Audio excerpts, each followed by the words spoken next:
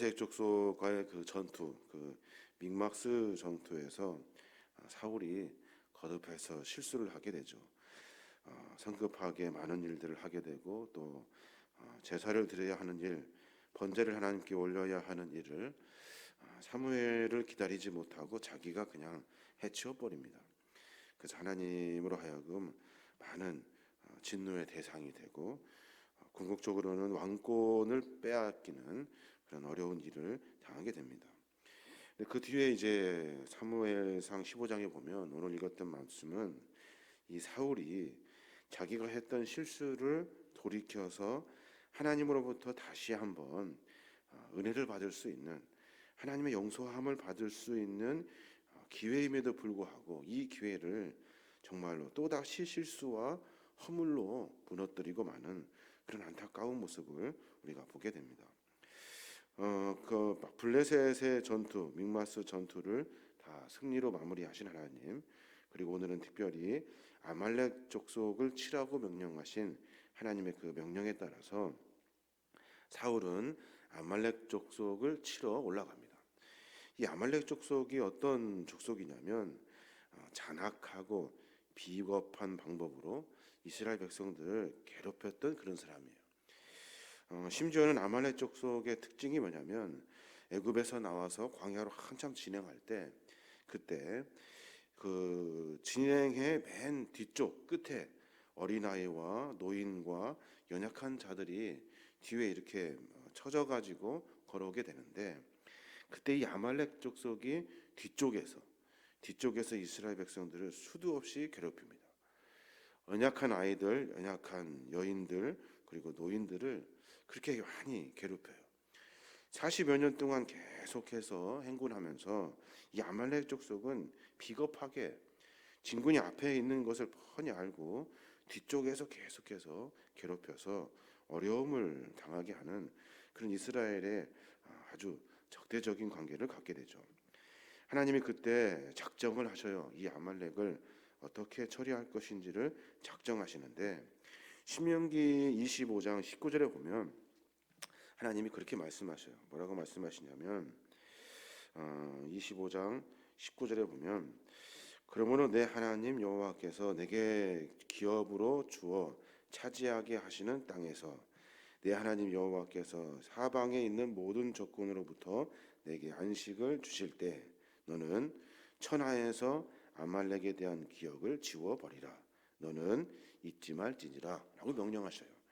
그러니까 무슨 말이냐면 가나안 땅에 어느 정도 정착하고 주변에 적군을 하나씩 정리하여 이스라엘 백성들이 안식을 얻을 때 그때 잃어버리지 말고 아말렉 족속을 땅에서 지워버려라 라고 말씀하고 계셔요. 그리고 한 번 더 강조하시는데 이 사실을 절대로 잊어먹지 말아라 라고 명령하셔요.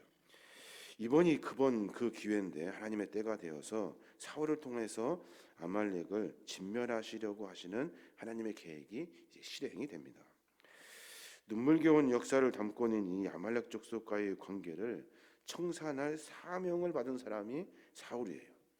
이 사울에게 크나큰 영광이 아닐 수 없고 자기가 과거에 믹막스 전투에서 있었던 실수들을 만회할 수 있는 그런 좋은 기회예요. 근데 사울 어떻게 해야 됩니까? 이 기회마저도 다 버려버려요. 그리고 하나님으로부터 영원히 버림받게 되는 그런 절망적인 상황을 만나게 됩니다. 하나님은 후회하시는 분이 아니셔요. 하나님은 후회하시는 분이 아니시죠. 자기가 한 일에 대해서 실수가 없으신 분이 하나님이셔요. 근데 하나님은 딱 한 가지 후회하시는 것이 있어요. 그것이 뭐냐면 사람을 긍휼히 여기고 은혜를 베풀고 사랑을 베풀어 주는데 이 사람이 하나님을 배신하는 거예요. 그때 하나님의 마음은 찢어지는 거죠. 후회하게 되고 믿었는데 내가 신뢰했는데 사랑한다고 말해주고 긍휼의 은혜를 베풀었는데 그 사람이 하나님을 배반해버리고 만다는 거예요. 그때 딱 한번 하나님은 후회하셔요. 우리도 마찬가지입니다. 잘하는 것 같고 열심히 하나님을 섬긴다고 말하지만 하나님이 그래서 우리를 믿고 신뢰하고 많은 은혜를 베풀어 주셔요. 하나님이 후회하시는 경우가 있어요. 믿었는데, 신뢰했는데, 잘할 줄 알았는데 실수하고 넘어지는 광경을 보시고 하나님을 외면하고 다른 것 쫓아가는 것을 보시고 하나님은 후회하셔요. 그때만 후회하셔요. 하나님은 이런 절망적인 상황 속에서 사울 역시 이번에 하나님이 크게 결단을 하셔요. 내가 사울의 왕권을 버려버리겠다. 이제 끝이다 라고 말해요. 11절에 보면 내가 사울을 왕으로 세운 것을 후회하노니 그가 돌이켜서 나를 따르지 아니하며 내 명령을 행하지 아니하였음이라 하신지라. 사무엘이 근심하여 온 밤을 여호와께 부르짖으니라 라고 말해요. 이 하나님의 이 후회하심의 말씀, 사울이 도대체 어떤 일을 또 저질렀기에 하나님으로 하여금 영원히 버림받을 수 없는 상태가 되었는지 한번 점검해 볼 필요가 있어요. 사울이 무엇을 하나님으로부터 버림받고 명령을 어겼냐 하면 사울은 물질적인 욕심, 이 물질적인 욕심 때문에 무너져 버리고 말아요. 3절에 보면 하나님 뭐라고 말씀하시냐면 지금 가서 아말렉을 쳐서 그들의 모든 소유를 남기지 말고 진멸하되 남녀와 소아와 젖먹는 아기와 우양과 낙타와 나귀를 죽이라 하셨나이다 하니 라고 명령하셔요. 그러니까 아말렉 족속에 살아있는 모든 것은 다 죽이라고 명령하신 거예요. 그런데 사울 어떻게 합니까? 사울은 남겨요.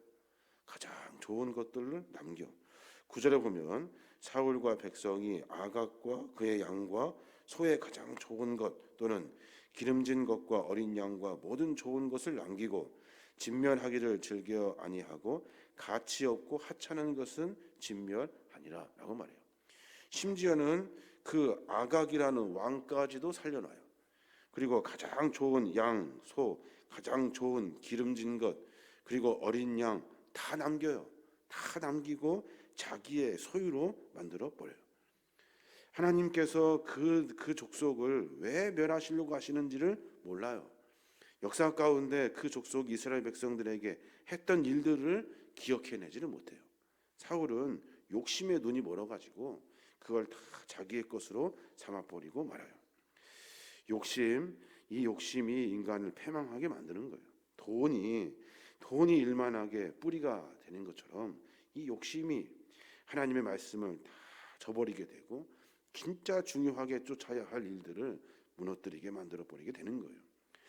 또 하나 사울이 했던 나쁜 악한 일들이 또 하나 뭐냐면 자기의 영광을 드러내요. 자기의 영광. 12절 보면 사무엘이 사울을 만나려고 아침에 일찍 일어났더니 어떤 사람이 사무엘에게 말하여 이르되 사울이 갈멜에 이르러 자기를 위하여 기념비를 세우고 발길을 돌려 길갈로 내려갔다 하는지라 라고 말해요. 사무엘이 하나님의 명령을 받아가지고 자기는 근심하여 밤새 동안 하나님께 기도하여 이제 사울을 만나러 가는데 사울 이놈이 하는 일이 뭐냐면 갈멜에 가서 자기 기념비를 세웠다는 거예요. 자기가 이 족속 아말렉 족속을 잘 이겨가지고 승리의 최고의 그 공로는 사울에게 있다 하는 이 기념비를 멋지게 세워놓고 그리고 나서 혼자 잔치하고 있었다는 거예요. 하나님의 영광이 아니라 자기의 영광을 구했기 때문에 하나님의 이름이 아니라 자기 이름이 드러나게 하려고 했던 인간의 이 연약한 아주 악한 습성 때문에 하나님은 그를 아예 버리시려고 작정을 한 거예요. 아말렉 족속을 진멸시킨 것은 사울이 아니에요. 하나님의 계획이고 하나님이 하신 일이에요. 하나님이 계획하셨고 그것이 정하신 때가 되어서 아말렉 족속을 공의로 심판하시려고 하시는 것이 하나님이셔요. 사울이 무슨 그 군대를 가지고 가서 할 일이 아니에요. 이 본문을 보면 알겠습니다만은 숫자적으로도 차이가 많이 나요.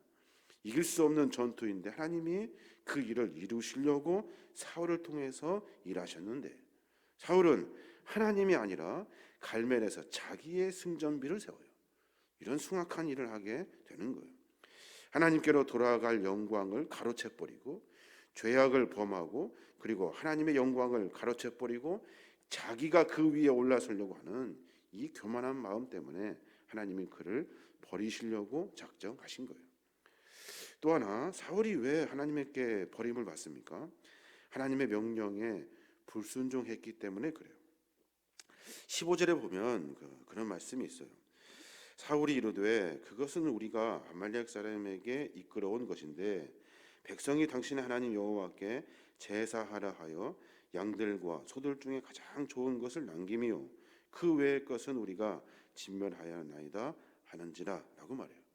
하나님의 명령에 불순종하는 것뿐만 아니라 거짓말해요. 사기쳐요. 하나님께 그럴 듯이 변명을 대고 있다고요. 사실은 하나님 앞에 제사하려고 남겨서는 안 돼요. 하나님이 그것을 받으시겠습니까? 하나님의 명령은 전부 다 진멸해라, 이 땅 가운데 지워버려라 하는 것이 하나님의 명령인데 사울이 그것이 욕심이 나가지고 남겨놓고서는 하나님에게는 당신에게 드리려고 남겼습니다 라고 이런 사기꾼 같은 짓을 하고 있는 거예요. 하나님의 명령을 불순종하고 그뿐만 아니라 하나님을 능멸하는 이런 사울의 악한 모습을 하나님이 보신 거예요. 왜 그랬을까요? 사울이 그것이 욕심이 나가지고 그것을 자기 소유로 하려고, 또 하나님이 하신 명령 아마 기억했을 거예요. 기억났을 거예요. 왕위를 계속 이어가지 못할 것이라는 이야기도 들었을 거예요. 그 이야기를 듣고서 자기가 생각해서 이렇게 이야기하면 모면할 수 있겠다 하는 이 인간의 어리석은 이런 사기꾼 같은 지질, 이것 때문에 하나님은 사울을 버리기로 작정하신 거예요. 인간의 삶의 모습을 보면 여러 모습들이 있습니다. 가장 쉽게 무너지는 것 세 가지가 있어요. 하나는 물질 때문에 무너져요. 그리고 또 하나는 자기 이름 내려고 하는 것 때문에 무너져요. 또 하나는 명령에 불순종하고 그 일을 감추려는 사기꾼 같은 기질 때문에 사람이 무너지는 거예요. 인간의 삶의 모습을 가만히 보면 이 세 가지 때문에 하나님으로부터 후회함을 받아요. 후회함을. 하나님은 후회하시는 분이 아니신데 사람 때문에 후회하셔요. 이 연약한 일들 때문에 사울은 결국에는 왕권을 빼앗기고 다시 이스라엘 백성의 2대 왕으로 왕권이 넘어가게 되는 겁니다. 오늘 하루 가운데 그런 고백이 있었으면 좋겠어요. 우리가 신앙인으로 산다고 하고 있어요. 믿음 안에서 그리스도인으로 살고 있다고요. 우리가 넘어질 수 있어요. 우리는 쉽게 넘어지는 존재거든요. 그것을 분명히 알고 깨달아서 내가 하나님의 노예가 되기를 원합니다. 하나님의 종이 되기를 원합니다. 물질의 노예가 아니라 내가 한눈 팔고 그 물질에 눈이 멀지 않도록 하나님 나를 좀 도와주십시오. 또 자신의 영광을 구하는 이 어떠면 본능적인 인간의 악한 습성이 있어요. 이것을 하나님 꺾어낼 수 있도록 내 영광을 보지 않고 하나님의 영광을 드러내는 이 방법을 좀 내가 잘 습득하여 살 수 있도록 하나님 좀 도와주십시오.